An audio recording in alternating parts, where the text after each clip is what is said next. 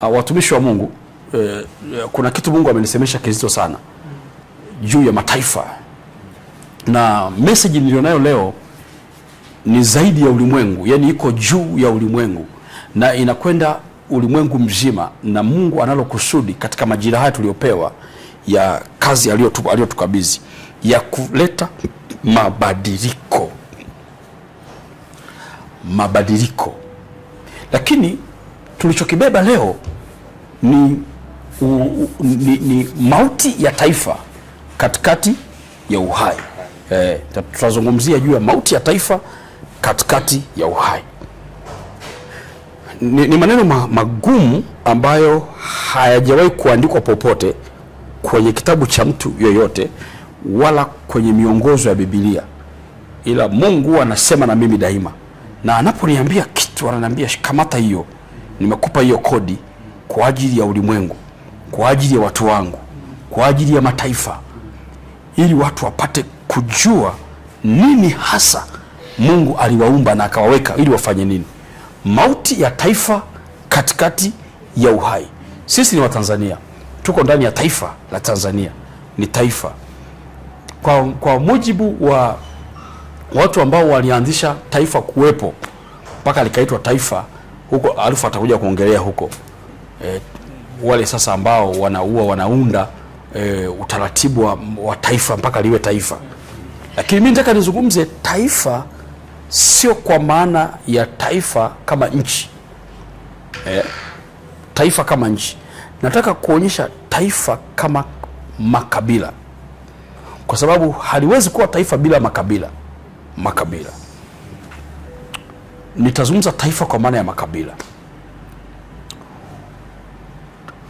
Na nikisema mauti ya taifa katikati ya uhai, ni lazima tupate definition. Mauti ni nini na uhai ni kitu gani? Sasa nieleze kwanza kuhusu taifa. Taifa, nitazungumza taifa au tutazungumza taifa kwa maana ya makabila. Alafu tukitoka hapo nitatoa definition sasa, mauti ni kitu gani na uhai ni kitu gani, ili ninaposema mauti ya taifa katikati ya uhai nipate kueleweka. Nikienda kwenye makabila, makabila yanatokea wapi na kwa nini makabila yakawepo? Makabila yalitokea kwenye lugha. Hapawezi kuwepo na kabila bila lugha. Makabila yalianzia Babeli, lakini kabla hayajawa halisi makabila zilianza lugha. Maandiko yanasema kwenye Mwanzo sura ya 11, Mungu akawachafulia usemi, wakawa na lugha tofauti. Kwa hiyo kwa sababu hawakuelewana, wakajitenga. Sasa wale wawili kwa watatu, 100 kwa 200, wakaungana wale wanaoelewana wenye lugha hiyo, wakaenda katika lugha hiyo, mwisho wakawa taifa na makabila yao. Sio, tunaelewa vizuri? Ikawa taifa na makabila yao. Kwa hiyo hata wale walipokuwa lugha moja, walipokuwa labda 500 au walipokuwa 200 au walipokuwa 10,000 au walipokuwa 100,000, hiyo jamii sasa ilipokuwa inazaliana ikawa inaelewana yenyewe, hii inaelewana, hii haielewani na hii, yakatokea yakawa makabila. Sasa unipate vizuri ninapoelekea. Sasa ndani ya kabila kuna kitu kinaitwa matabaka.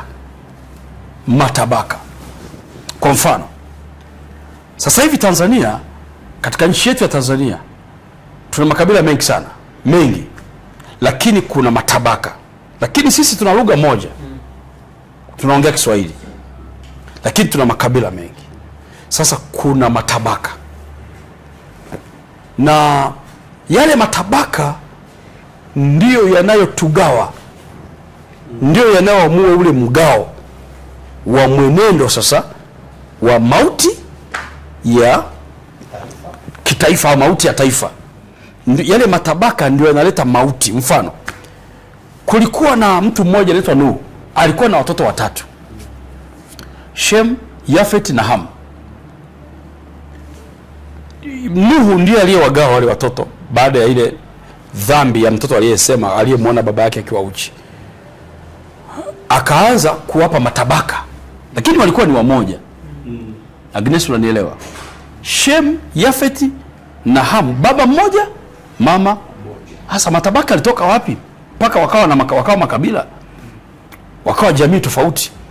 Yalitoka kwenye semi za baba yao.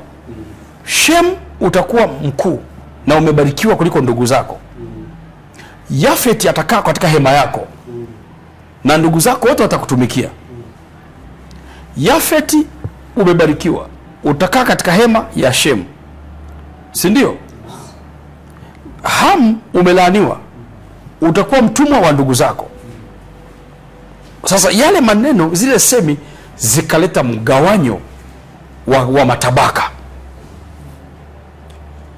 Sasa ilipotokea matabaka, ndio unaona sasa kukawa na utofauti sasa wa Shem kirangi. Rangi ya Shem tofauti na rangi uzao, generation ya Ham, vile vizazi vyao. Generation ya Yafet, generation ya Shem zikaanza kubadilika. Kwa hiyo unaposema kwamba Marekani anaposema naenda kuipiga Iran, anampiga ndugu yake. Si unaelewa? Anaposema Mwisraeli anaenda kumpiga Mpalestina, anampiga ndugu yake. Ila kinachomfanya ampige ni matabaka. Tanzania kuna mauti sasa inakuja mbele yao. Na Mungu aliponisemesha miaka 3 iliyopita kwamba uchaguzi wa mwaka 2025 hauna baba. Hauna baba, ili baba huyo aweze kusimamia. Na Mungu akaondoa mababa wote katika taifa la Tanzania. Akamuondoa Nyerere, Mungu akamuondoa Mwinyi, Mungu akamuondoa Mkapa, akamuondoa Magufuli. Mababa wakaisha. Naelewa vizuri? Sasa wale mababa kazi yao ni nini? Mababa ni wakina Nuhu, ili waachilie semi. Hasa kama yatatokea matabaka, manake angelikuwepo baba, angetuunganisha. Kusingetokea matabaka sasa. Kumbuka ni baba peke yake ndiye anaweza kuwagawa watu kimatabaka, na ndiye anaweza kuwaunganisha. Sasa Mungu aliposema na mimi, na watu wakatokewa na Mungu huko kwamba Mfalme Tengwe ni baba wa kiroho wa taifa, kiroho, sio kimwili. Mungu alitaka watu wageuze utaratibu wa mauti katikati ya taifa. Sio, umenielewa? Kwamba usemi wa Nuhu ndio uleta mauti ya watoto wake. Ulileta baraka au laana. Uliamua Leishemu awe nani. Usemi wa Yakobo kama baba wa Israeli ndio uliamua Yusufu awe nani. Uliamua Ruben asiwe na jina mpaka leo. Ruben ulikipandia kitanda cha baba yako. Lakini Yakobo, hata kama Ruben amefanya dhambi, kama Yakobo asingesema juu ya Ruben, Ruben angekuwa vizuri tu. Alipomfungia dhambi, Ruben akawa si mkuu tena. Ni mzaliwa wa kwanza, lakini sio mkuu tena. Yuda, ndugu zako watakusifu. Utaitwa sifa mpaka leo. Yuda ni sifa. Kiti cha enzi hakitaondoka kwake. Nani alisema? Yakobo. Dani, mkono wako wewe ni wa mawindo, mpige upinde. Unaona, utawalinda ndugu zako, mpiganaji. Usemi wa nani? Wa Yakobo. Kwa kile kinywa kinazungumza baraka au laana. Kwa hiyo napozungumza juu ya mauti ya taifa katikati ya uhai, uhai ni upande wa kiroho, ni Mungu mwenyewe. Unaposema uhai unamaanisha Mungu mwenyewe. Unaposema mauti ni vitu vilivyoumbwa na Mungu. Vitu vyote vilivyoumbwa na Mungu vikatokea vina ukomo. Sasa ule ukomo ndio mauti. Lakini Mungu ni uhai. Mungu hana uhai, ila Mungu ni uhai. Sio kwamba Mungu ana uhai. Mungu hana uhai, ila yeye ndiye uhai wenyewe. Ila alipoumba iwepo miti, wawepo wanyama, mauti ikaleta ukomo. Yaani ile neno viwepo lazima vina ukomo. Neno kuwepo kwa vile vitu, ule uwepo wake, kwamba ikishasema tu umezaliwa duniani. Jamani, mtoto amezaliwa, ujue na mauti yake pia itatangazwa. Wakati huo on the spot inatangazwa mauti yake. mtoto amezaliwa jamani, tunasherehekea mtoto amezaliwa, na mauti yake inatangazwa pale pale. Kwa nini? Si amezaliwa, si ameumbwa, amekuwepo. Kwa hiyo taifa linapozaliwa, linapokuwepo, na mauti inatangazwa pale pale. Katika mataifa yote ya Afrika, ukiachia mbali mengine ya magharibi na kaskazini na huko na magharibi na wapi na kusini na kaskazini, taifa ambalo limebaki halina ukorofi wa kimatabaka na kubaguana ni Tanzania peke yake, ambayo kwa hali ya sasa, kabla haijawa hivi, Mungu alishasema juu ya uhai wa taifa, mauti ya taifa katikati ya uhai. Sasa uhai ni lile neno lake. Kwa hiyo Mungu ni lile neno. Hapo mwanzo palikuwepo neno. Kwa hiyo utaona neno ndiye Mungu, ndiye huyo mwanzo. Sasa Mungu anapotuma manabii kama sisi alivyotutuma hivi, manabii wake, ili kuliponya taifa, maana yake uponyaji haui mahali pengine isipokuwa kwa yule aliye baba, ili atamke baraka au laana ya taifa, atamke mauti au uhai kwa taifa. Naeleweka vizuri? Sasa kwa sababu hiyo, Mungu alisema kabla vuguvugu la mvutano wa kisiasa wa madaraka haujatokea, Mungu akatanguliza usemi wake kwamba simama na taifa la Tanzania kuliko wakati wote ambao mlisimama na taifa la Tanzania. Maana nini? Kuna damu zinakwenda kumwagika. Kwa hiyo watu wakimwaga damu kwenye uchaguzi wa mwaka huu, wanamwaga damu, yaani wanaleta mauti katikati ya uhai. Uhai ni lile neno lililosemwa, ni wale manabii tuliotumwa kusema kabla. Sasa ukiona watu wanachochea watu wauane, maana yake hawataki kusikia kuhusu uhai, hawataki kusikia. Kwa hiyo na wanapofika kwenye engo ya kuhisi kumwaga damu, hawajui madhara ya kuwa wakimbizi, hawajui madhara ya kuwa watu wasio na kwao. Sijaeleweka vizuri, nimesemaje? Hawajui madhara ya hicho wanachokiamua hasa kitaleta nini ambacho pengine hawajawahi kukiona kabisa katika maisha yao, ambacho hawajawahi kukiona kabisa katika maisha yao. Yaani ni maisha ambayo hujawahi kuexperience wala huna ujuzi nayo, unakwenda kuyaingia. Sasa nirudi pale, alafu niache wazungumzaji wengine waongee kwamba mauti ya taifa katikati ya uhai. Wakati Mungu anamuonya mfalme Ahabu asiende kupigana vita, akienda ataanguka, mauti ilikuwa mbele ya taifa la Israeli na mfalme wao kwenda kufia vitani. Lakini uhai ukasemwa. Yes. Uhai ni huu, tii nachokisema mimi. Kwa hiyo utaona watu wanaacha kutii. Ahabu akaacha kutii, akajitengenezea manabii watakao mridhisha yeye. Hakuna umwagaji wa damu bwana, hakuna vita, hatuwezi kuona. Kumbe watu wamekusudia kuona kabisa, na nchi kabadilika kabisa. Hospitali zitafungwa kabisa, shule zitafungwa, barabara zitaharibika, mabomu yatapigwa, watu watauana. Yaani inatokea kabisa hivyo. Sasa watu hawataki kusikia.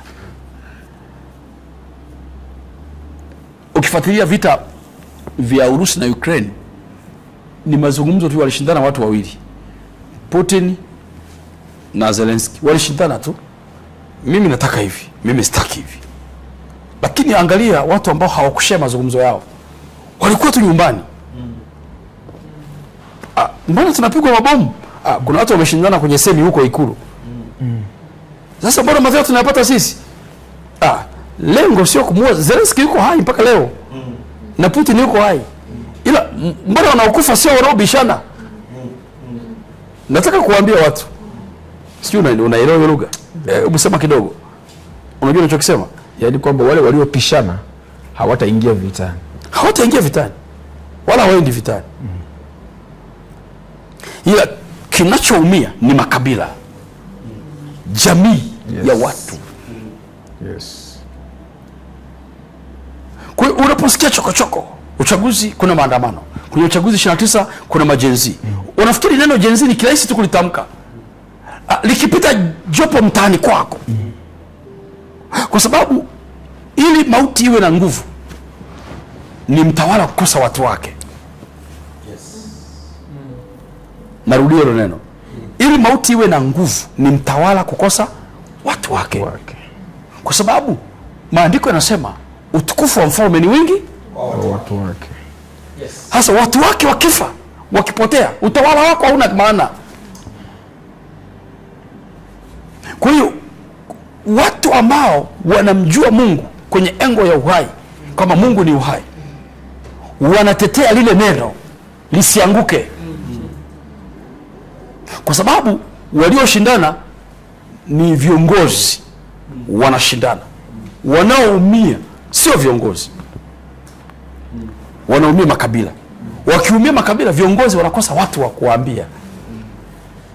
Unataka kutuongoza nini wakati watu wamekufa? Sasa nimeweka hiyo kwamba mauti katikati ya uhai. Nini kinatakiwa kufanyika pale katikati? Ikiwa imeshatokea hiyo hali, imeshatangazwa na mbingu tayari zimekwisha kuachia maelekezo kwamba usahihi ni watu kurudi kwenye uhai na kuiacha mauti. Japokuwa mauti ipo, lakini katikati ya mauti kuna uhai. Unasema nimejuaje? Mungu anamwambia Adamu, siku kila utakufa. Kwa hiyo utaona kwenye bustani ya Eden uliwekwa mti wa ujuzi wa mema na mabaya ambao ndio ulibeba mauti. Lakini upande wa mashariki wa bustani ya Eden, tuisho Mungu chazi, kulikuwa na mti wa uzima. Hapawezi kuweko mauti bila uzima kuwepo. Mungu atamhukumu. Mtamhukumu. Kwa mtu atakusema kitu, nataka niendelee, nikiingia nitaenda mbele sana. Hapo katikati, kama kuna mtu atakusema kitu, alafu tuone itakuwaje. Nataka kutoka hapo. Kabla niongezee tu kidogo hapo kwenye msingi ulioweka kwamba watu hawajajua uzito wa hicho kitu ambacho ni kama umetoa dondoo, yani zile hints. Anatoa hints kwamba ulimwengu uliumbwa kwa neno, na anasema katika ile Yohana kwamba hapo mwanzo alikuweko. Sasa anaposema neno, yani ni pazito kweli, yani ni pazito mno. Unajua ni rahisi kusema dunia iliumbwa kwa neno, lakini iangalie dunia iliumbwa kwa neno ni nzito mno kuliko hata watu wanavyoliangalia neno lililoumba hiyo dunia. Sasa nimependa sana ambapo ameongelea kitu agano, kwamba kama kuna maneno au kuna neno, yale maneno wakipishana kupitia yale maneno, matokeo yake kuna mauti, kuna damu za mwagika pale. Sasa nikakumbuka lile neno Yesu alisema hivi, mbingu na nchi zitapita, lakini neno langu halitapita. Sasa wakati Mungu anasema kwamba wakati wa uchaguzi damu zitamwagika, watu wakisema Tanzania si nchi ya amani? Lakini neno limeshasemwa, neno limekwisha kusemwa. Kwa hiyo mbingu na nchi zitaondoka, isipokuwa ile neno halita. Sasa hakuna, wakati uchaguzi unapokaribia na majenzi wanapoleta taharuki, hakuna mtu anayelitafuta tena lile neno kwamba tutafute lile neno, ila wanahangaika na matokeo ya neno. Yani wanapambana na kitu kilicholetwa na lile neno, hawapambani kulitafuta lile neno lililosema hayo mambo. Sasa ukija kwenye kipengele hicho cha kwanza nataka niongee vipengele vitatu kwenye huo msingi wa mtumishi wa Mungu, kwamba kuna neno, lakini pia neno limehifadhiwa mahali. Limehifadhiwa linapatikana wapi hili neno? Hili neno liko kwa Baba. Baba ndiye anayejua haya matabaka yalikotokea na nini kilitamkwa kabla haya matabaka hayajakuwepo. yani kwamba Adam aliona yale matokeo, akawa anasimulia kile kizazi mpaka akina Nuhu, akina Ibrahim waliyapata kupitia nini? Masimulizi. Sasa kuna maneno yalishasema huko nyuma, leo yanatimia. Sasa wale yanaotimia kwao hawaulizi mababa. Kwa nini? Mkapa alishakufa, Nyerere hayupo, Magufuli hayupo. Ili tuwaulize hawa wazee wa nchi, kwa nini ninyi mliweza kumaintain amani miaka yote hiyo? Ili mtupe ile siri tuitumie sasa hivi kuwatuliza watu. Sasa hakuna anayewatafuta hao mababa. Kwa nini? Kwa sababu hawako. Yes Lord. Hilo jambo la pili. La tatu ni agano. Agano ni makubaliano yaliyofikiwa baada ya lile neno kuwa limesainiwa. Makubaliano yaliyofikiwa kwamba ndani utakuwa mpiga upinde. Huo ni mkataba unafungwa. Sasa mkataba ukishasainiwa, hilo tabaka litaishi hivyo. Hili tabaka litaishi hivyo.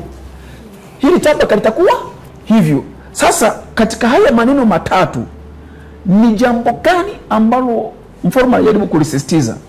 Ukisoma labda niwaonyeshe tu kwenye Biblia mfano halisi katika ile Kutoka 24 mstari wa 8, anasema hivi: Musa akaitoa ile damu akawanyunyizia watu, akasema, hii ndiyo damu ya agano alilolifanya pamoja nanyi katika maneno haya. Yani katika maneno haya. Sasa anawaonyesha maneno yaliyofichwa kwenye lile agano. Sasa Mungu sasa anapotaka kuweka mabadiliko mahali, haji tu hewani, yani haji tu from nowhere. Anakuja kiagano. Sasa anakujaje kiagano? Wakati mababa wote wa taifa wanakufa, mababa wa kiroho wanafufuka. Yani wakati mababa wetu wa kitaifa wanakufa, mababa wa kiroho wanafufuka. Soma hicho kitu.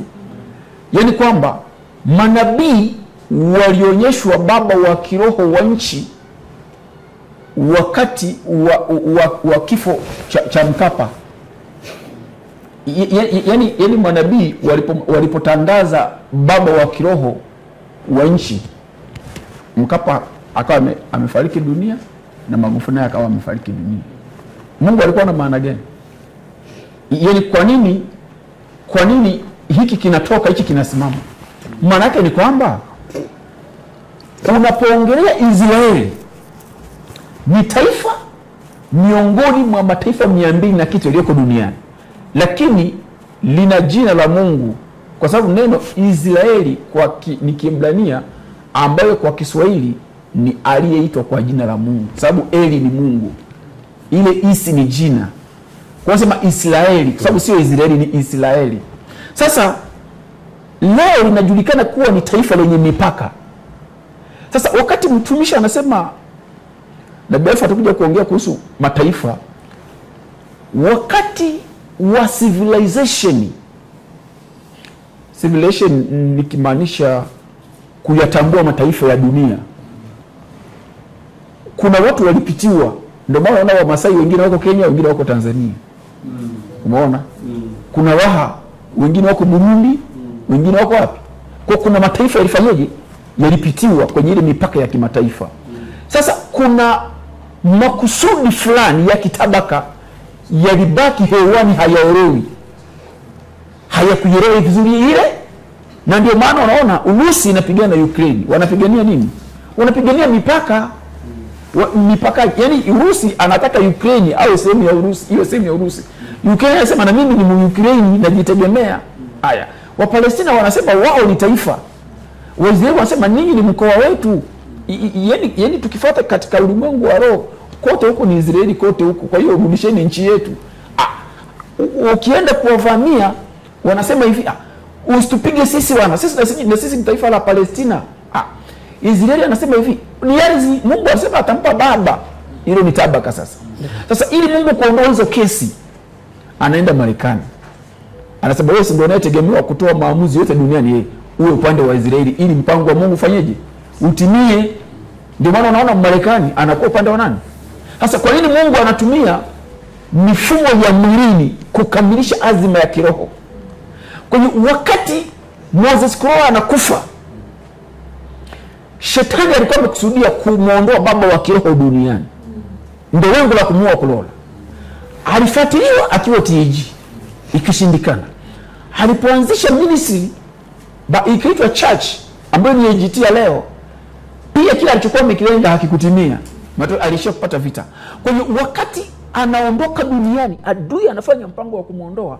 Mungu alishaweka mpango kwamba kama nilivyokuwa nimeteua Israeli na kusimama na agano mpaka leo, ndio tukatangaziwa kwamba Tanzania ni taifa la Mungu. Kwa hiyo limekuwa mzeituni wa nani? Ni mzeituni. Yaani kwamba Mungu aliwaita Waisraeli, mataifa mengine aliyapandikiza kinyume cha nini? Cha asili yake. Kwa hiyo ni mzeituni mwitu umepandikizwa kinyume cha nini? Kwa hiyo Tanzania imechukuliwa kisirisiri likiwa taifa la Mungu. Kwa hiyo leo ukisoma andiko alilosema mtumishi hapo, ya maneno aliyoyatamka ya kiagano Yakobo juu ya Benjamini, si ndio?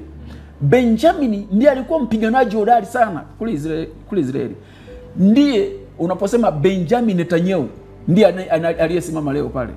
Yaani Benjamin Netanyahu ndiye kiongozi wa Israeli katika ulimwengu unaoita ulimwengu wa mwili. Lakini pia aliyeleta ukombozi wa agano jipya Paulo alikuwa Benjamini. Sasa ukiangalia leo, kwa nini Kulola alete uamsho Tanzania? Anapoondoka Kulola anakuja Mfalme Tengwa. Wametokea mkoa ule ule, kabila lile, tabaka lile lile. Alafu hapa tunapoongea Kulola amezikwa hapo Bugando. Sisi tuko kama kilomita 5 kuja hapa. Ndivyo hivyo aliyeleta mapinduzi kwenye Biblia ni Benjamini, Mtume Paulo. Leo tuna Benjamini Netanyahu. Sasa katika hili kwamba wakati mababa wa taifa wanaondoka, Mungu alitaka hili taifa liwe kama la Israeli, limtambue baba wa kiroho kama suluhisho la damu itakayomwagika Tanzania. Na ndio maana yaliposema yale mafuriko yalitokea kweli, yaliposema habari za kuporomoka mawe yaliporomoka kweli. Mungu alitaka angalau watu waweze kuona ishara kwamba kuna ishara. Lakini pia kulikuwa na ziara ya kwenda Bagamoyo, kwenda kuvunja baadhi ya mikataba iliyoweka katika ulimwengu wa roho na maneno yaliyotamkwa kule. Kuna baadhi ya mambo yanaendeshwa katika nchi hii kwa mujibu ya mikataba kule. Ndio maana kuna mtu mmoja aliwahi kusema kwamba Tanzania ni kitu cha mwenda wazimu. Yalishavunjwa hayo maneno kwenye nini? Kwenye makongamano ya kule Dar es Salaam.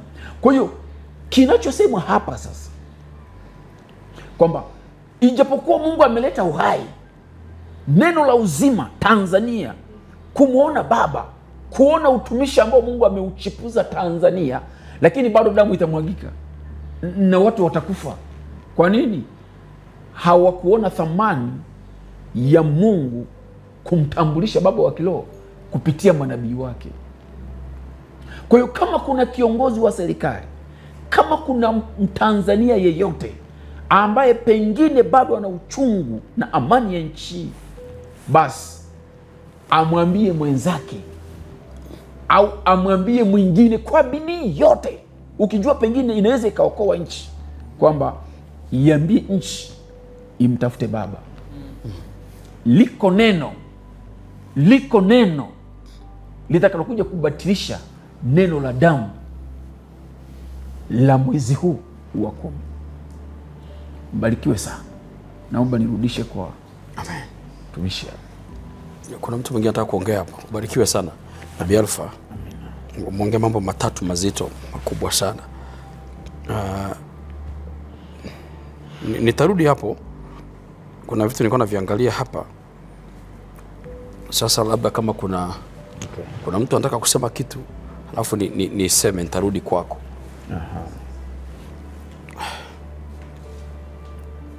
Inaweza labda nikaa. Sawa. Ukiwa tayari utaniambia. Sawa. Ili ili sasa ni kwa faida ya wasikilizaji, ni kwa faida ya wasikilizaji kwamba hata maisha unayoishi, hakuna maisha yanayotoka hewani.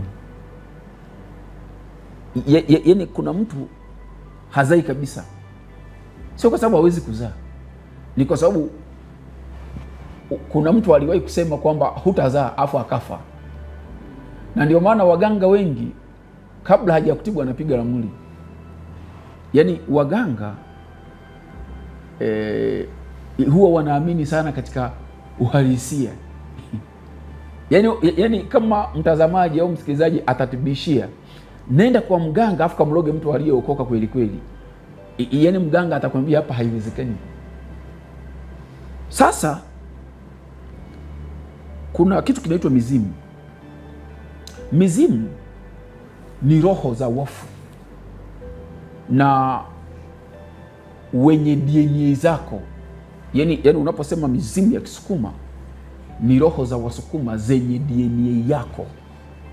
Sasa unaposema maneno katika ulimwengu wa roho, huwa sio matamshi kama tunavyoyaita sisi. Yaani neno, si unaona maandiko yanasema ulimwengu umeumbwa kwa neno. Sasa katika ulimwengu wa roho sio hivyo. Yaani ndio maana kuna lugha za malaika na lugha za Mungu.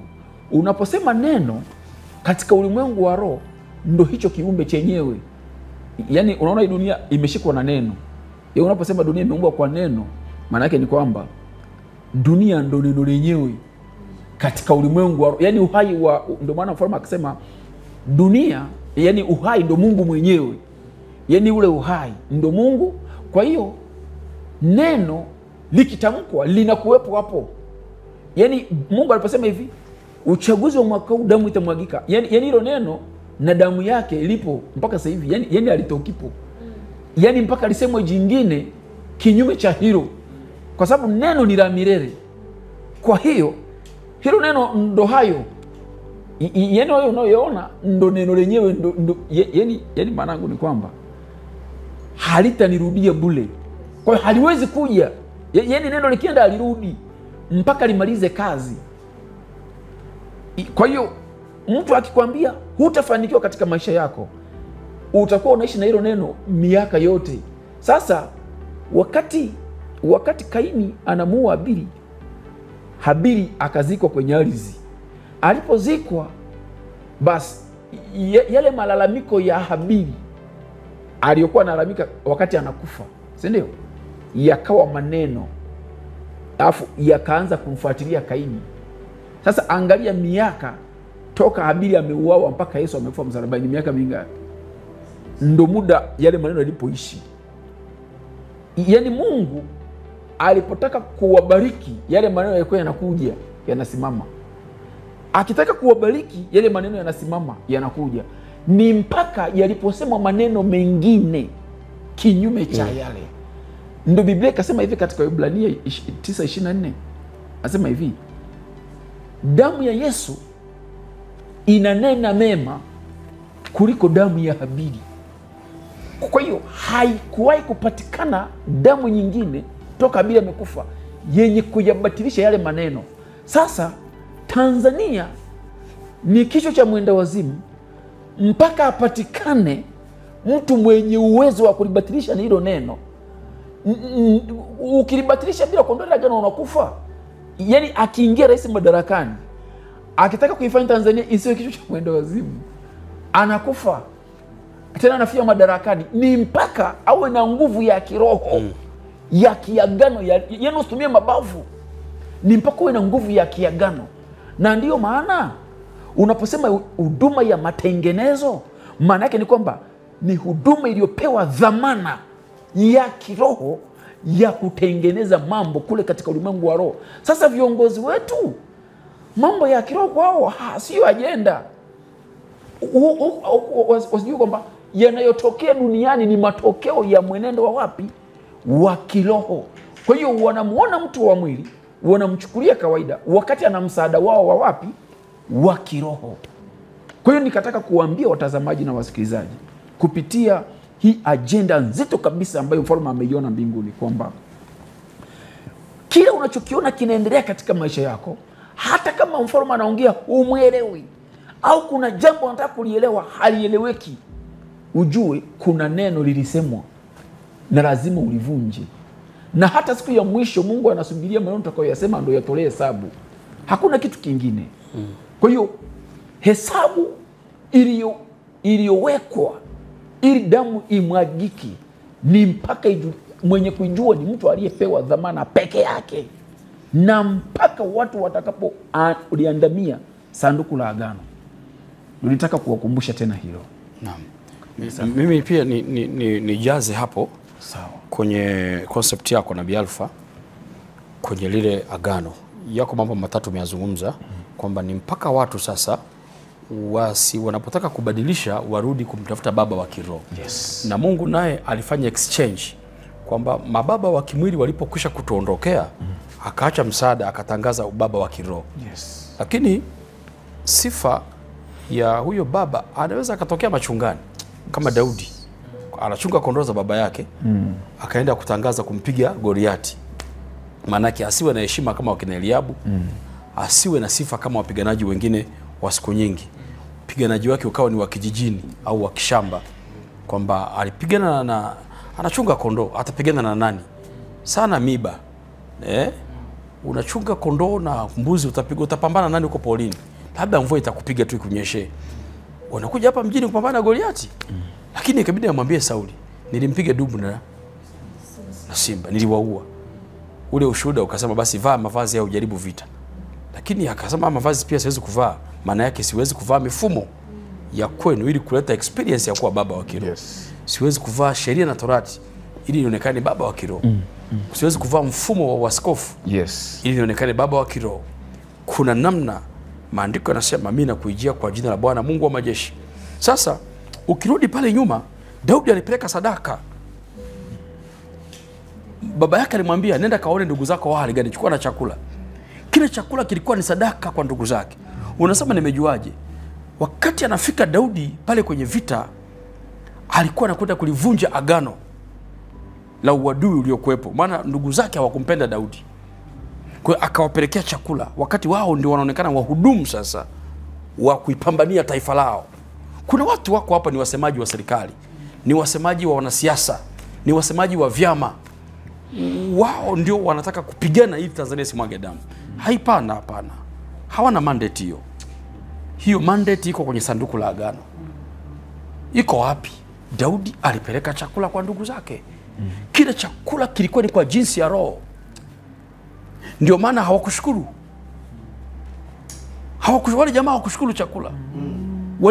Daudi alitupwa nje, akafukuzwa, toka hapa. Kazi yako chakula na kuondoka. Unaanza kuuliza habari ya vita. Na wale kondoo wachache umwachia nani?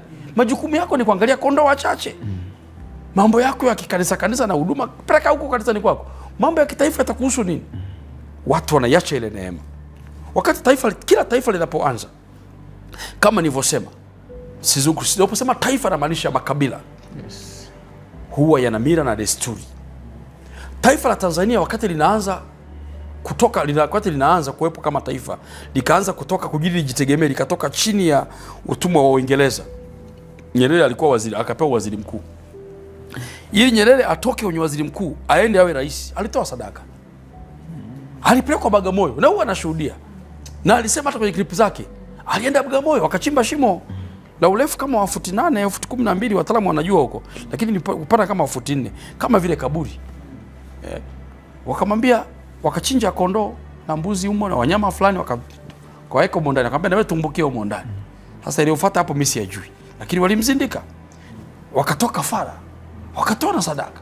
Kwa hiyo mtumishi anaposema kwamba watafute mababa waulize amani ilikujaje, makabila yalifuata matambiko. Kuna aina fulani ya matambiko yalikuwa yanafanyika.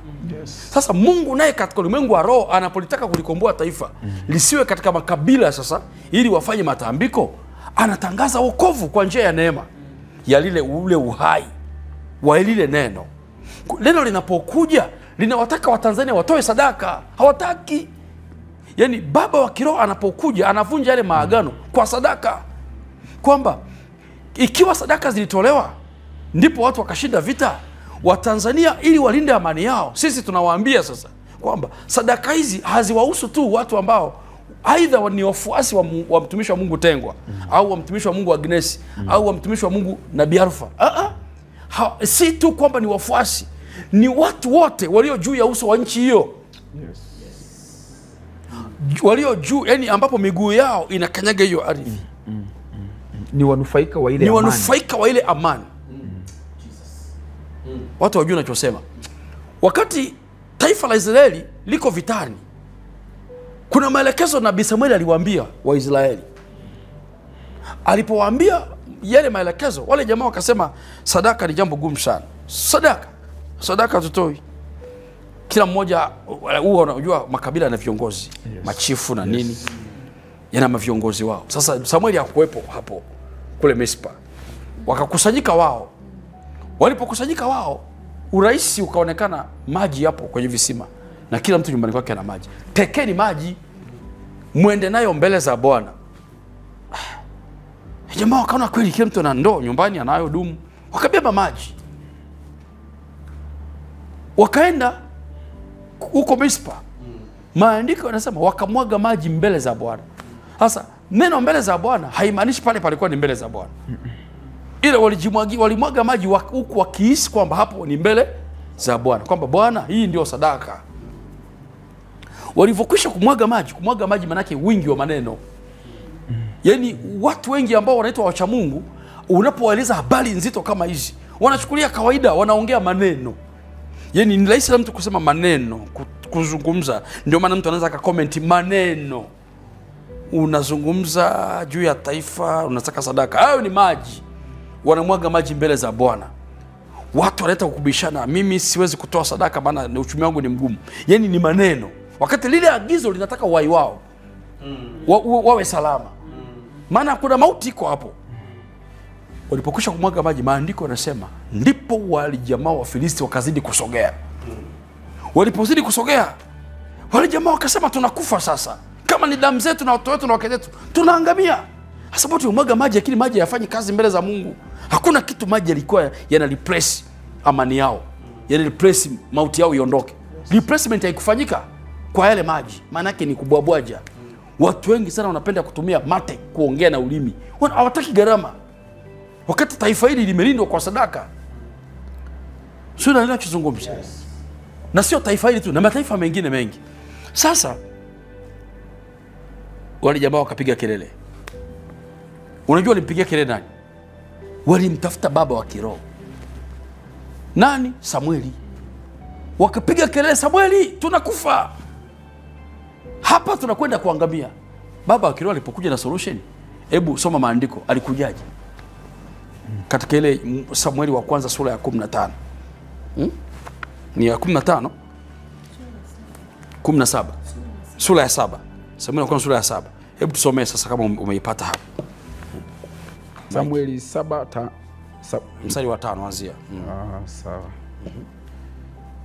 Anasema hivi, Samueli akasema, wakusanyeni Israeli wote Mispa, nami nitawaombea ninyi kwa Bwana. Wakakusanyika huko Mispa, wakateka maji na kuyamimina mbele za Bwana. Wakafunga siku ile, wakasema huko, tumemfanyia Bwana dhambi. Samueli akawaamua wana wa Israeli huko Mispa.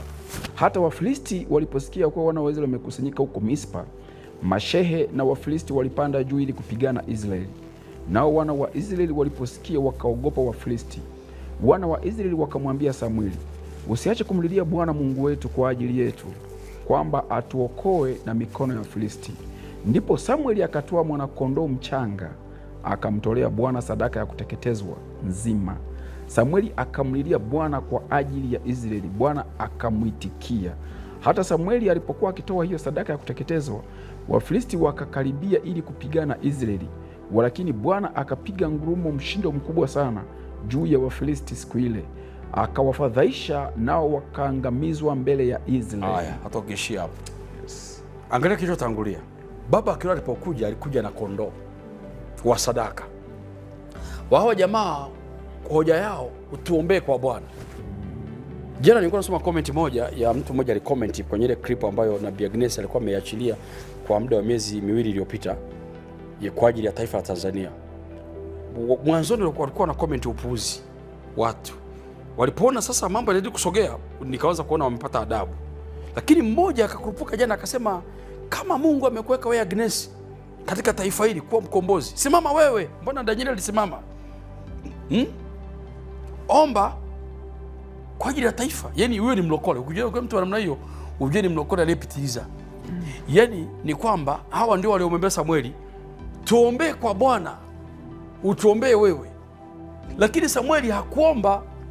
Jambo la kwanza alitoa sadaka. Ndipo akaomba.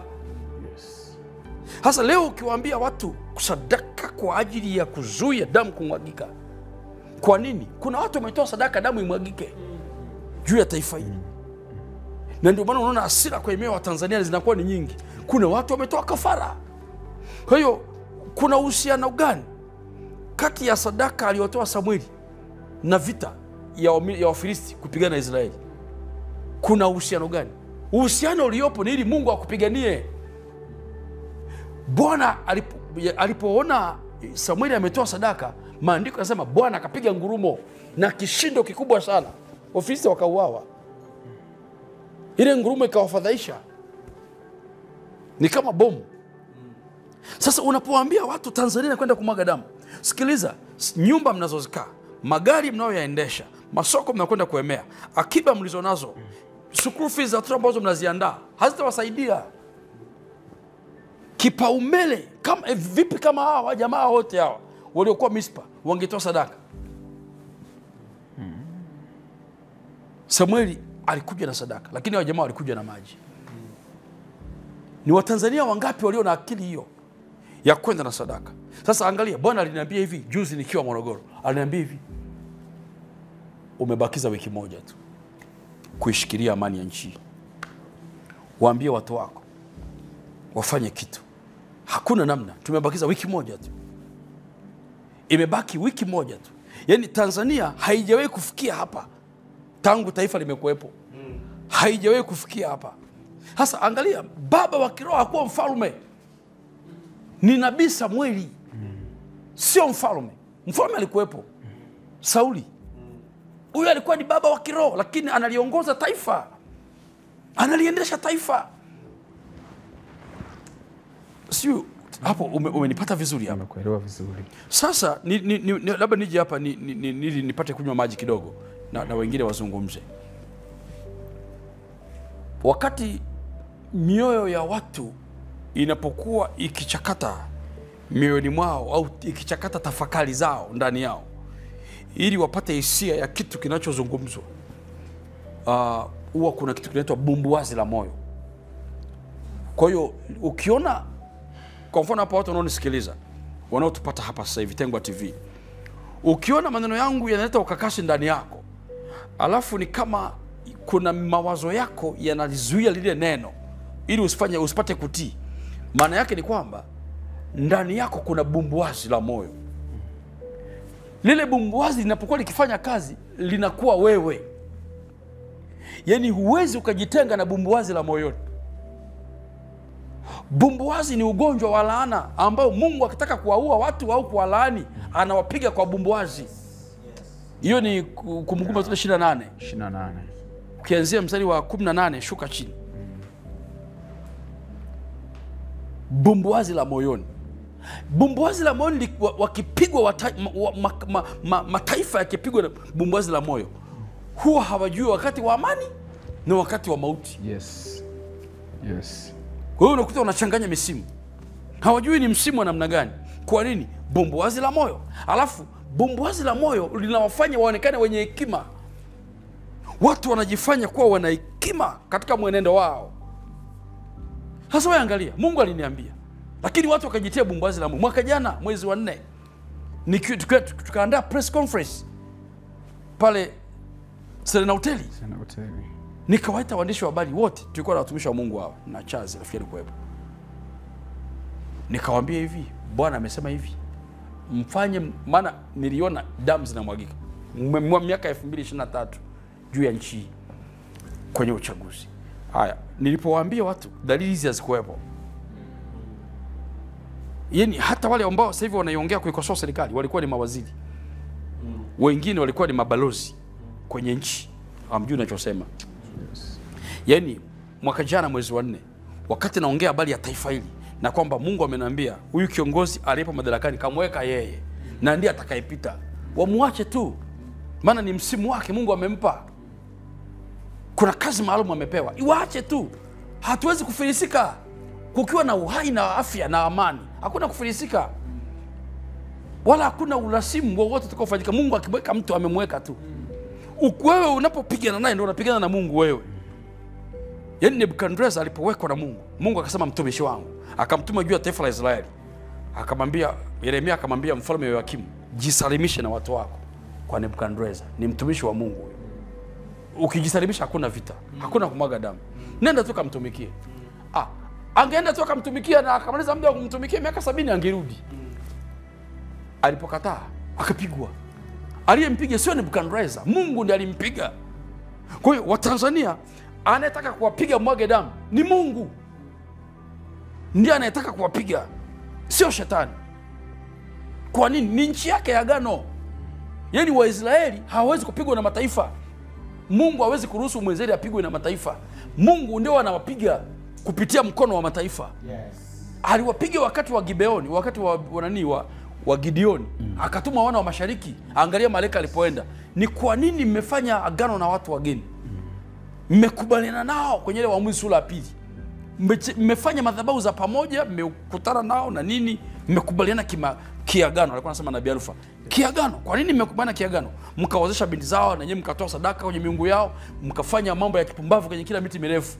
Na kule kwenye milima mkafanya mambo mengi ya kiagano, mkapatana nao. Miungu yao itakuwa tanzi kwenu. Na hizo madhabahu zitawatesa. Ndipo Mungu akawapeleka wana wa mashariki miaka 7. Wale jamaa wanateseka. Lakini ukombozi ulipokuja hakuna fidia iliyoonekana kwamba hawa jamaa walikuwa na njaa kweli kweli. Kwani walipopigwa wana wa mashariki, Mungu ndiye aliwapiga upanga wa Bwana na upanga wa Gideon. Upanga wa Bwana na upanga wa Gideon. Sasa nini kitetea? Sadaka iliyotolewa na Gideoni kule mwambani. Na ile nchi ilikuwa imemwasi Mungu kwa njia ya sadaka. Sadaka ilikuwa imetolewa na sanamu alikuwa amewekwa pale, madhabahu ya Baali ilikuwa katikati ya nyumba ya mzee Yoashi, mtoto baba wa Gideon. Sadaka na yule Mungu aliyekuwa anaabudiwa ndiye alileta shida. Na ili shida iondoke, ni sadaka tena ikatolewe kwa taratibu zake. Ili shida iondoke, ndio maana wazee hawakupigana vita, wale watu 300 hawakupigana vita. Walisema tu upanga wa Bwana, upanga wa Gideon. Mtu ameshika upanga na mienge. Wale jamaa wakaanza kuuana wao kwa wao. Walipouana wakafa wao, wakaisha. Zile mali walizoiba zikabaki tu. Yaani hata useme bandari sio imeuzwa, sijui madini yamefanywaje, hakuna kitu. Hamna mtu aliyeiba kitu hapa. Utaiba utapeleka wapi? Yaani wewe utaiba dhahabu za Tanzania utapeleka wapi? Mungu akishaleta ukombozi kwa maelekezo nayotoa mimi, watu wakinisikiliza, hakuna mtu anaiba dhahabu wala bahari wala bandari, haiwezi kuibiwa. Ni mali yenu tu. Kwa nini? Wale watu ambao wataonekana mbele yako wana makosa ya wizi au unavyoona kwamba kuna utaratibu wa fedha zimepotea, hazipoteagi, haziendeki popote. Zipo tu. God is money cannot be stolen bwana. Sio, unanielewa? Mali ya Mungu haiibiwi. Unahamisha tu mfuko huu unaweka huku. Yes, kwa kitaka anachukua anarudisha huku. Basi. Kwamba hizi dhahabu zilikuwa wapi? Zilikuwa pale Mwadui, zilikuwa sijui Maganzo, zilikuwa hapo Geita. Zikaenda wapi? Zikaenda Marekani. Nitazichukua tena, ni ya kwangu Marekani pia, nitairudisha hapa. Ndio maana Mungu akasema taifa ndani ya taifa. Watoto wanaozaliwa wanakwenda Marekani, wanakwenda, watazichukua zile tena watazirudisha huku. Kwani alifanya nini yule bwana nabii yule alipotumwa na Mungu kwenda Bethel, nabii Agnes, nabii kijana? Charles, umesoma yule nabii? Nafikiri wote mmemsoma. Yes. Alipofika pale, Yeroboamu ameasi, akawaambia watu, ninyi amwendi kule ili apate faida zake za kiuongozi. Akasema watu, ni vigumu kwenda kule kuabudu. Mtaabudu hapa. Akajenga Betheli na Dani. Akaweka ndama wa dhahabu na hapa ng'ombe wa dhahabu wa kusubu. Akasema hii ndio miungu yenu iliyowatoa Misri. Kwani hayo maneno ndio yamefanya kweli Mungu asiwe Mungu aliyovusha Misri? Ni maneno yako tu ya kipumbavu. Mungu akatuma nabii, toka hapo bwana, acha kudanganya watu. Akasema bwana, mkamateni huyo kijana, mkono wake ukakauka. Kijana akatabiri akasema, madhabahu, madhabahu. Hakusema juu ya kuhani wala juu ya mfalme. Madhabahu, madhabahu, sikiliza, kwako atazaliwa mtoto, jina lake Yosia. Wewe hata ufanyeje, atazaliwa tu mtoto Yosia. Akija Yosia atarudisha vitu vyote ulivyoviiba. Si unanielewa? Yes. Atazaliwa tu Yosia. Yosia akizaliwa, Israeli itakaa mahali pake, itamwabudu Mungu wa kweli. Kwa hiyo hapa poteeni tu, hakuna kitu kitakachoweza kupotea. Mungu kasema huyu rais aliyepo ndio chaguo lake, kamweka yeye. Ukishindana na rais aliyepo sasa hivi, unashindana na Mungu. Sasa ikifika wakati Mungu akasema sasa umetosha, anatawala mwingine. Itafika tu atatosha, atatawala mwingine. Lakini sasa Mungu hataki kubadilisha hizo cheni za tawala, anataka kuleta upya.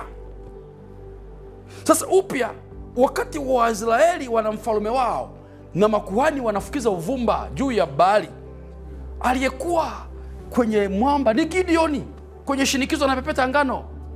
Mungu anakuja kwetu huku, akitokea sisi tunabeba usalama. Sasa tunapoanza kubeba usalama, tunabeba usalama kuanza kukusanya watu. Ndio Daniel unasema Gideon akakusanya watu 10,000. Mungu ambaye ni wengi mno 10,000. Unawapeleka wapi? Kama Mungu alivyonuza pale mwaka juzi Suma Jeketi, hawa watu wote 500 unawapeleka wapi? Sina hata mtu mmoja hapa kwenye hili group lote, unaona hawa sina hata mtu. Waambie waende kwao. Tuko pale, si ulikuwepo mtumishi wa Mungu? Na Chazi ulikuwepo, na Shedi alikuwepo. Leo hawapo, siko nao. Mungu ananiambia sina pa kuwapeleka. Kwa nini? Ana kazi maalum. Ndio Gideon akapata watu 300. Baada ya kutoka watu 10,000, kwanza walikuwa laki mangapi, wakafikia 10,000. Anasema ni wengi bado. Usio watu wanaelewa zungumza. Sasa Mungu anapozungumza juu ya ukombozi wa taifa katika sura ya kiroho, baba wa kiroho anapokuja na solution, watu wanapigwa bumbuazi la moyo.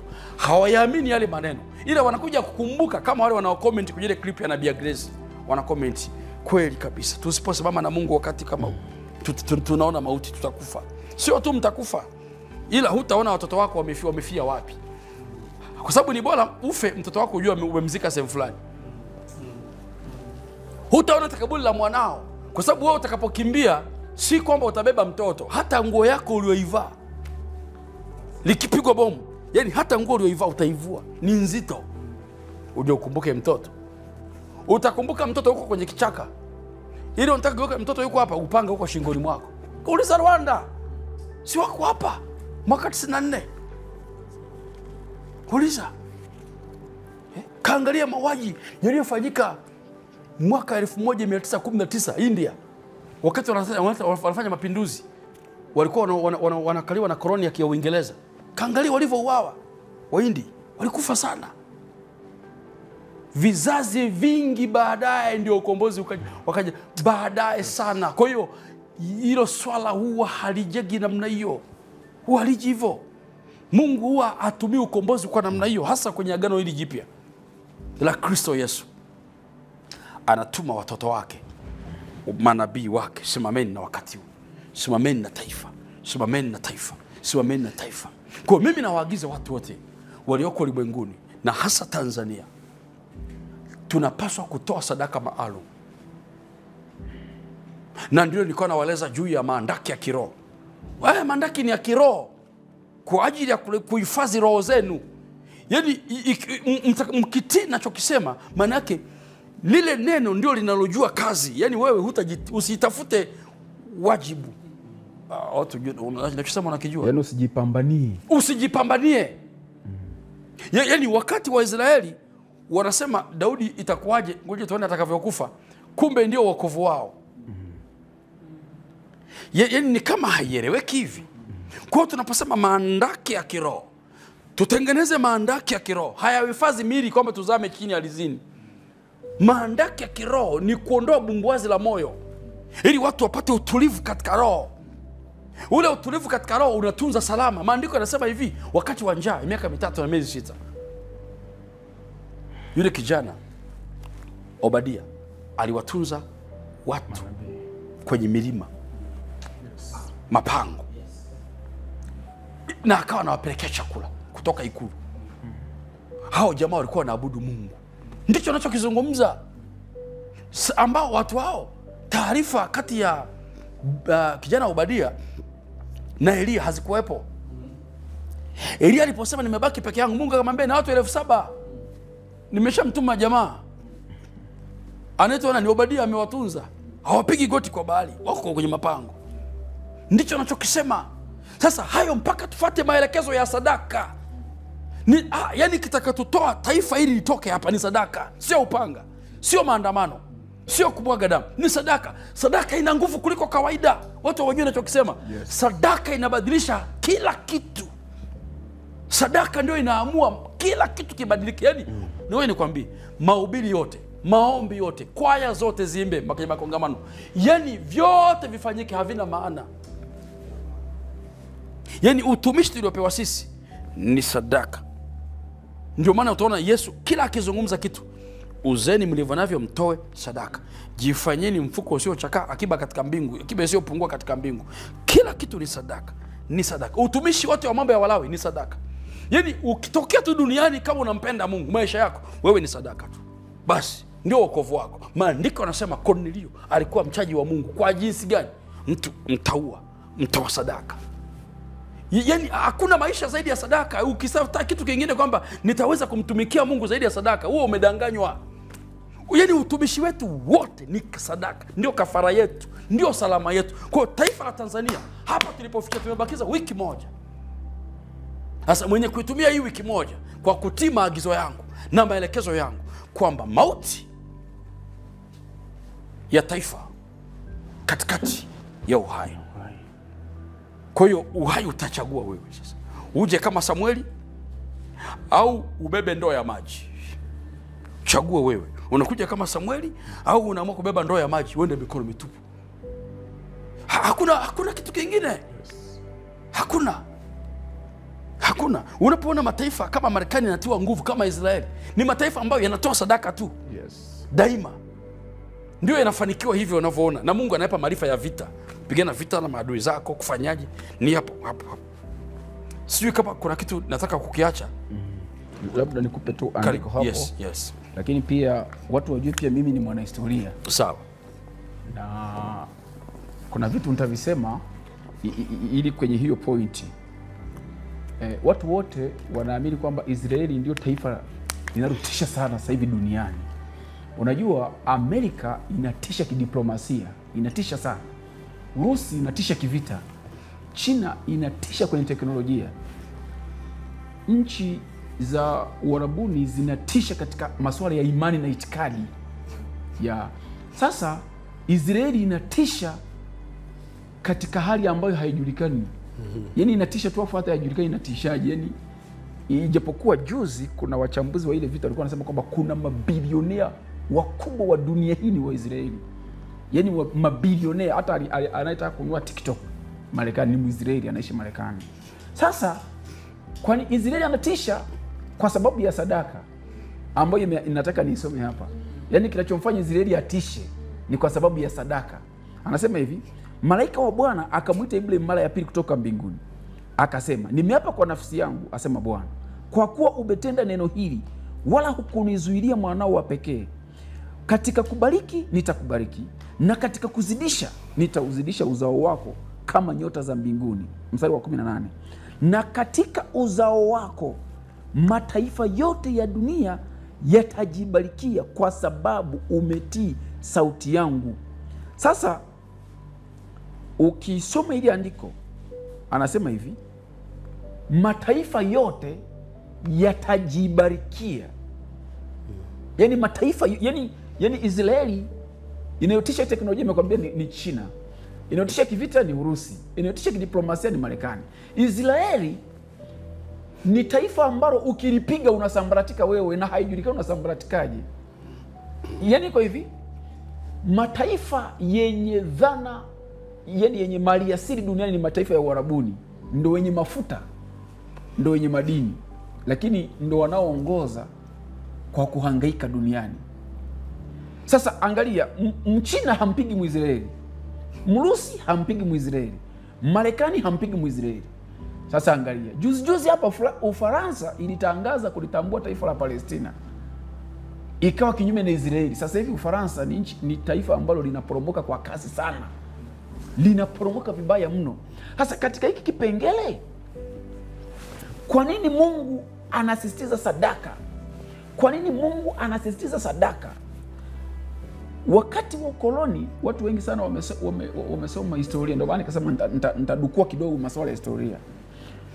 Mwaka 1918 taifa la Tanganyika liliangukia kwa Mwingereza kutoka kwa Mjerumani.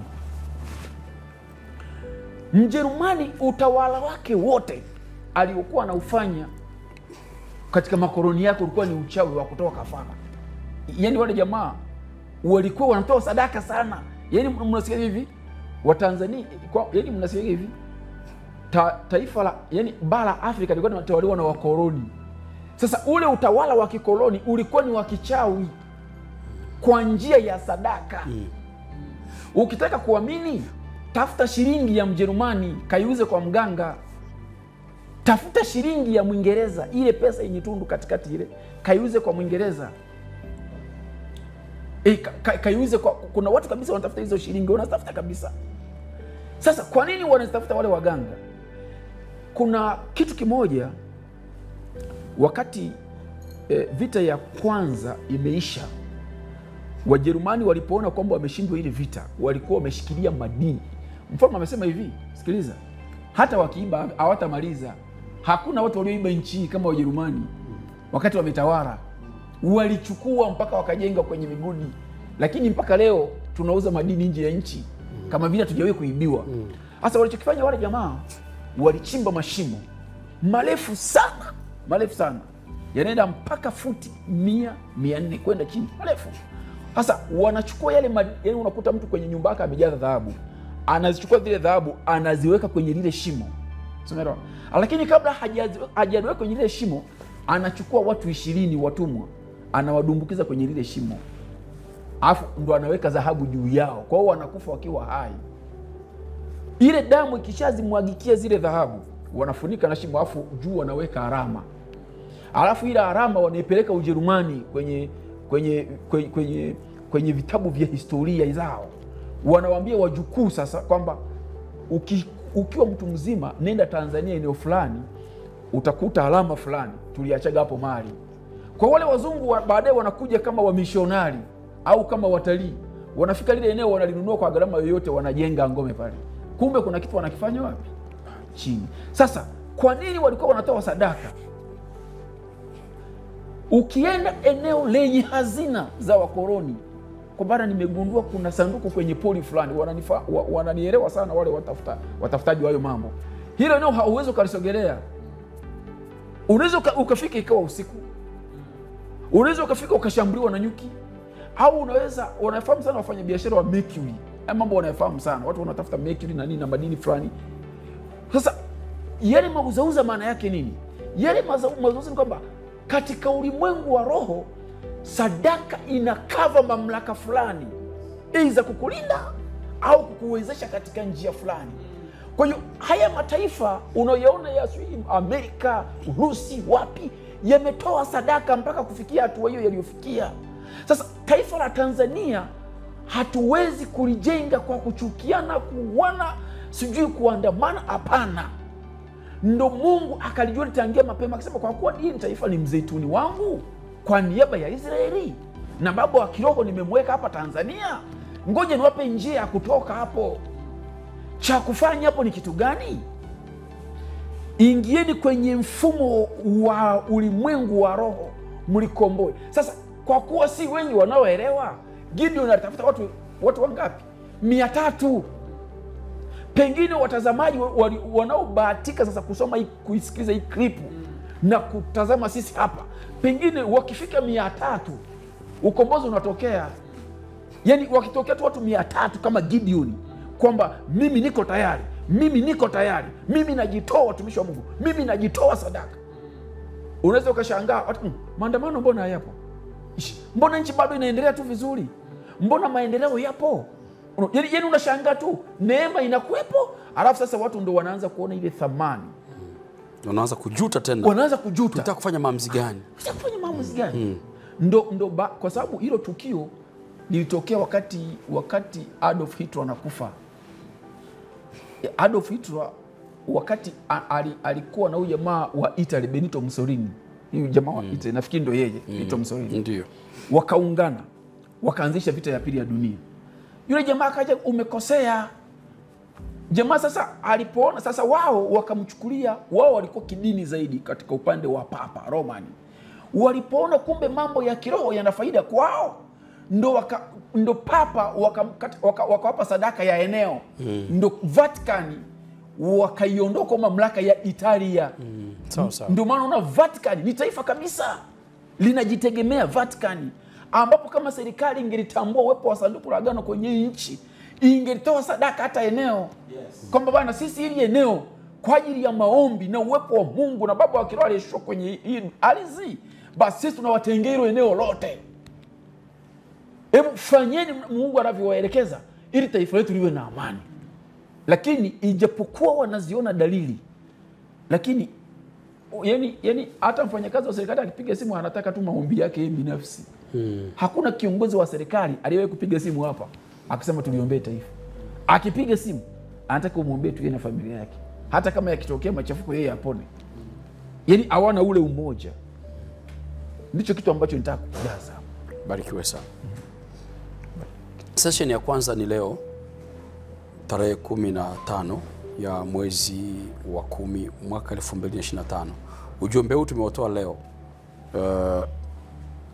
Sasa ni saa 10 kasoro. Saa 10 kasoro kama dakika 9 hivi. 9 kitu kama 9 au 8. Lakini ndio tunaelekea, yani tumeutoa kwa kwenda kuhitimisha. Tuna mambo makubwa zaidi ya kuzungumza, lakini huu ni ufunguo. Hasa ufunguo huu wa tarehe ya leo 15 mwezi wa 10 2025. Tunataka utekelezaji. Yani Mungu ameleta ujumbe huu, anataka utekelezaji. Na mtumishi wa Mungu Senator Agnes ndiye mwenye kupokea hizo sadaka, na nimempa maelekezo maalum ya hizo sadaka na juu ya kuikomboa ardhi, na tunaizungukia Tanzania na malango yote 7 katika ulimwengu wa roho.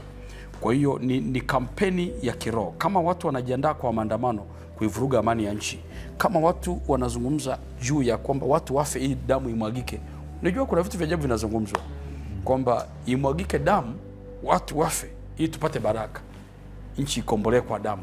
Vitu vya ajabu sana watu wanaongea. Na Bwana aliniambia hivi, kama nchi itamwaga damu ya halaiki, basi naondoa ile mandate ya kuwa nchi ya agano.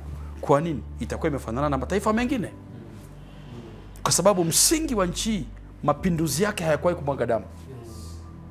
Kwa hiyo kama mnaona mmeonewa, mnataka kumwaga damu, mnataka kupindua, msipindue nchi. Kwa hiyo nchi haipinduliwi. Nchi ukitaka kupindua nchi inapinduka katika swala la kumtegemea Mungu na kusikiliza ninachokizungumza mimi. Kama unaona kuna vitu haviko haki kwako, haviko haki kwenye macho yako, lakini haimaanishi Mungu ameona hivyo. Ni wewe ndio umeona, kwa sababu hata wewe ukipewa nchi hii uiongoze, na utaiba tu. Tena utakuwa mwizi mkuu sana. Usijali hata wananchi. Najaribu kuzungumza kwa sababu utakuwa na ukame wa utawala. Utakuwa na ukame wa uchu, afu wewe bado utakuwa maskini sana, sababu wenzio kidogo kama wamechukua basi kidogo wamesogea kuacha. Kwa sababu wameshasogea, wameshawekwa na vingi. Wewe ndio kwanza unaanza. Kwa hiyo tunataka mtu wa kiroho anayemjua Mungu katika viwango vya kipekee. Kwa ili tufikie hatua hiyo ya kukisogelea kiti cha rehema, kiti cha enzi cha Mungu, ili tumsogelee yeye. Twendeni na wanakondoo wetu. Twendeni na dhahabu zetu. Twendeni na sadaka zetu. Twendeni na fedha zetu. Kila mmoja atoe sadaka juu ya taifa hili. Tuna wiki moja tu. Na sadaka zote zitaelekezwa kwenye namba maalum, ambayo hiyo namba anayo mtumishi wa Mungu Nabii Agnes. Jina litakuja Agnes Bruno. Sadaka zote zitaelekezwa hapo.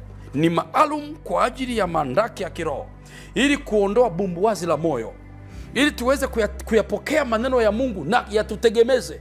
Kitu chenye kutusaidia sisi ni yale maneno ya Mungu peke yake. Ndio yatakayotusaidia sisi. Neno la Mungu peke yake ndio uhai wetu. Lakini unaweza ukaliacha neno. Yaani Samueli akiwepo mnaweza mkauawa. Na Samueli yupo. Yes. Mkafa kabisa. Sasa Ofini na Finehasi si walikufa mbele ya sanduku. Na sanduku likaondoka.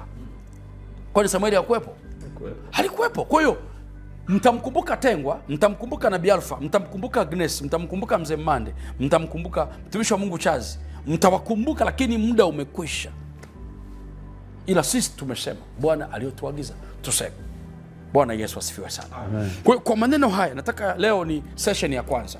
Session ya pili pia itakuja, lakini hatukwambii itakuja lini, kwa sababu Roho atakapotuambia utatusikia tena. Tumekuwepo YouTube. Jitahidi tu kuweza kusubscribe Tengwa TV ili wiki yote kuanzia tarehe ya leo 15 mpaka tarehe 25, tuna siku 10 hapa. Hizi siku 4 sio za kwetu kwenda kwenye uchaguzi. Sisi za kwetu ni hizi siku 10. Tarehe 15 mpaka 25, kama siku 11 hivi. Lakini ile nyingine natoa hesabu ni kama siku 10. Kwa hiyo shika hizi siku 10. Njoo na mimi kwa sadaka. Njoo na mimi kwa sadaka. Sadaka si tu kale kama mchango. Usitoe kama mchango. Toa sadaka kuandama ukombozi. Toa sadaka kuandama uhai. Toa sadaka kuandama watoto wako wawe salama. Waende shuleni salama. Uende masokoni salama. Uende hospitali salama. Toa sadaka ukiangalia taifa kulingana tulivyozungumza na tulikoanzia. Umesikiliza maeneo kidogo mtumishi wa Mungu alichokuwa anakueleza kwa habari ya historia ya vita ya kwanza ya dunia. Wakina Adolf Hitler walivyoungana yule jamaa. Hawa jamaa akaja kushtuka baadaye sana kwamba kumbe sisi tupigane kiroho, basi tutoe sadaka. Kama serikali itasikia, ikiwa inataka, unajua nikwambia serikali, ngoja niwashauri. Ikiwa unataka kuokoka, kuepukana na majanga na ushindani kwenye majukwaa ya kisiasa, mtegemee Mungu. Serikali mtegemee Mungu. Na ili mtegemee Mungu lazima ujue nani kapewa dhamana ya kiroho. Sasa mimi Mungu aliniambia kwamba kiongozi alipo madarakani ndiye Mungu kamchagua kumweka mpaka msimu wake utakapokwisha, sio kuondolewa kwa sababu ya madaraka ya watu fulani au nini mnaita itikadi ya chama fulani. No. Ni Mungu aliniambia kabisa, huyu mama nimemweka mimi na atarudi tena madarakani, mwache. Waambie watu wa calm down. Nilizungumza. Kila mtu wa calm down. Huyu mama aendelee na kazi yake. Sikiliza. Na washauri. Rais, baraza la mawaziri, mahakama, vyombo vya usalama, polisi, jeshi la wananchi na vyombo vyote vya usalama, na washauri. Mtegemeeni Mungu. Mwangalieni Mungu. Msiwategemee waganga. Mungu amemilikisha Tanzania amani kubwa na nchi hii ina baraka nyingi sana. Nataka kuhakikishia hivi, hakuna mkono wa mtu anayeweza kuiba taifa hili likafilisika. Hakuna mkono huo, haujawahi kuumbwa. Mkono wa kuiba mali ya nchi ikaibo, haipo. Hakuna mtu atakayeweza kuiba nchi ikafilisika. Kwa nini? Mungu nchi hii ameweka miguu yake hapa kwa ajili ya sanduku la agano. Kwa hiyo ukitaka kuenda vizuri kwenye uchaguzi huu, hata chama tawala ambacho kitapita kwenye uchaguzi huu kitaenda tena madarakani, toeni sadaka. Toeni sadaka kwenye clip hii, kwenye sadaka namba hizi tunazoziona, utoe sadaka. Hakuna haja kwenda kwa waganga, wabunge, madiwani, wenye vitu wa mtaa. Hakuna haja kwenda kwa waganga. Wala hakuna haja kugombana kwenye majukwaa wala kuuana. Hakuna sababu. Wala hapata kuwa na maandamano. Kama mtashika maelekezo yangu, hapata kuwa na maandamano, damu hazitamwagika, wala hakuna mtu atakayekufa kama watu watatii ninachokisema. Kila Mtanzania atoe sadaka. Ashike mfukoni mwake, aende kwenye akaunti yake, atoe sadaka kunywa namba. Sadaka hizo na kazi gani? Kazi ya hiyo sadaka ni kwenda kutengeneza, kuondoa bumbuazi na kiroho. Kuna watu wako milimani wanaomba. Kuna watu wako milimani wamekesha wanaomba. Wameacha kazi zao zote wanaomba. Wanamlilia Mungu kwa ajili ya taifa hili. Damu isimwagike. Sasa utumishi huu uliopewa dhamana, maendeleo ya utumishi huu, yale maendeleo ya hizo sadaka, kazi ya sadaka hizo ni kuleta yale maendeleo ya hilo sanduku. Yaani ni hivi, wakati sanduku la Mungu linaingia, Daudi analipokea. Maandiko yanasema lilipokwisha kupiga hatua ya 6 ili iende hatua ya 7, Daudi akatoa sadaka. Sasa usitaki kujua kazi yake ni nini. Kwa sababu nikikwambia kazi ya sadaka hizo na mpaka matokeo yake, maana yake ni kwamba utakuwa mtu wa dini ile. Yaani tumejenga jengo la kanisa limefikia wapi? Kwa sababu hata zile sadaka ambazo walitoa Wafilisti za zile dhahabu wakawekea sanduku la agano. Sasa hatujui zilitumikaje. ila sanduku lenyewe linajua kazi zake. Yes. Na wahudumu walioko hapo watakulaje, wataishije? Kitendo cha hilo sanduku kufanikiwa ndio kufanikiwa kwenu, ndio ustawi wenu. Najaribu kuzungumza mambo magumu kidogo, tofauti na uliozoea kwa mchungaji wako, kwa askofu wako, kwa mtume wako, kwa nabii wako, kwa mchungaji, kwa pasta wako. Nazungumza mambo magumu kidogo, kwamba wewe lifanikisha sanduku la agano listawi sawasawa na maelekezo, tii tu bila yani usitafute ujuzi wa ufahamu kwamba itakuwa kuaje. Wewe kaa kwa kuamini na kutenda nachokuelekeza, tutakuwa salama. Mungu awabariki sana. Namba za sadaka ni hizi hapa ambazo zimewekwa hapo. Jina litakuja Agnes Bruno. Mtumishi wa Mungu, kama kuna kitu cha kusema unaweza kusema dakika moja, alafu mtumishi wa Mungu Agnes ataomba. Tutaondoka hewani baada ya maombi hayo. Tutoe dakika moja kwa ajili ya watumishi wa Mungu ambao tunao hapa.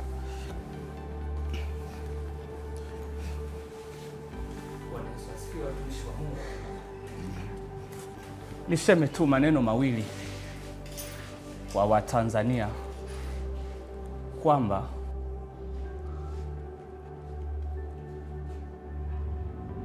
mtazamo wa Mungu ni tofauti na wanadamu.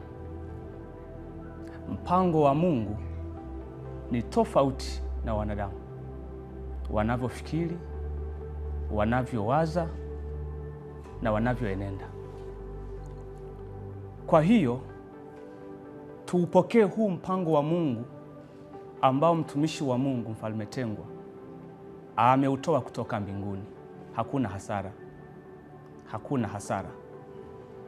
Jambo la pili ambalo natamani kusema, maandiko yanasema hivi, mkikubali na kutii mtakula mema ya nchi. Yule jemedali Naamani alijiuliza maswali mengi. Mbona kuna mito mingi hapa? Kwa nini niende Yordan? Kumbe mpango wa Mungu sio kwenye ile mito ambao yeye anaiona kwa macho yake. Mpango wa Mungu na uzima wake ameuweka katika mto Yordan. Ndio maana yule kijakazi wa Naamani akamshauri, akasema, mkuu, mbona hilo ni neno dogo, si utii tu uende? Alivyotii akaenda, ule ukoma wake wote ukaondoka. Kwa hiyo watumishi wa Mungu wa Tanzania wote,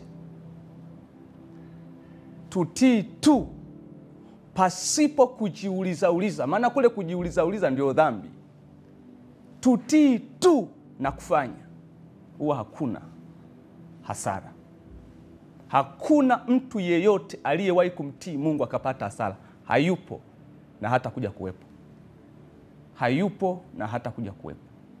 Kwa hiyo tutii tu hiki ambacho kimetoka kwenye kinywa cha mtumishi wa Mungu Mfalme Tengwa, ambacho amepewa maelekezo yake siku 2-3 zilizopita na Mungu. Tutapata faida, si kwa ajili yetu tu, pamoja na uzao wetu na nchi yetu kwa ujumla. Tutakuwa salama. Mungu awabariki. Amen. Amen.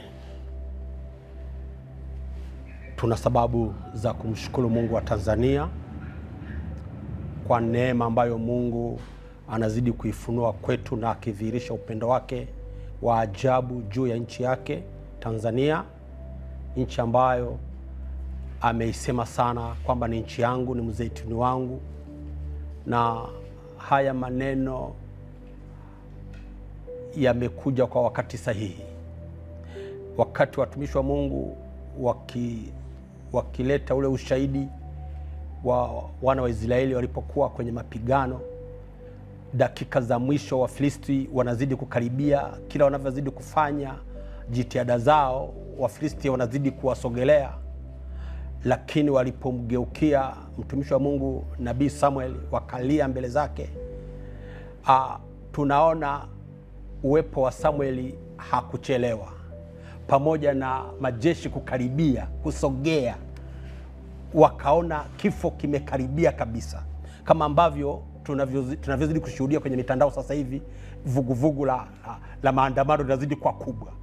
Joto ni kubwa la maandamano. Watu wanahamasishana sana, na kuna uwezekano 100% za maandamano kutokea. Yaani, kwa hiyo kuna taharuki kubwa. Lakini mtumishi wa Mungu anasema hayo unayoyaona Mungu akisimama na sisi yanasitishwa. Alipotokea Samueli, dakika za mwisho kabisa, yani dakika za mwisho, yani si kwamba Wafilisti wanasikika, wako malangoni mwao na wameshanyanyua panga zao, lakini Samueli alipotokea na kutoa mwanakondoo, Mungu akapitisha ukombozi, akaweka ukuta, akawazuia, akapitisha na ngulumo, watu Wafilisti wakafa. Kwa hiyo wakati ambao mtumishi wa Mungu ametokea, na si kwamba ndio ameanza kutokea, amekwisha sema uko nyuma vile ambavyo mtumishi wa Mungu amesema kwa neno lile ambalo Bwana alimpa kuhusu Tanzania na umwagaji wa damu. Na ninakumbuka pia na makongamano ambayo yamefanyika katika nchi hii kwa habari ya Tanzania, mtumishi wa Mungu akiwasihi wa Tanzania kumwelekea Mungu. Niwaambie wa Tanzania, ni wakati sahihi.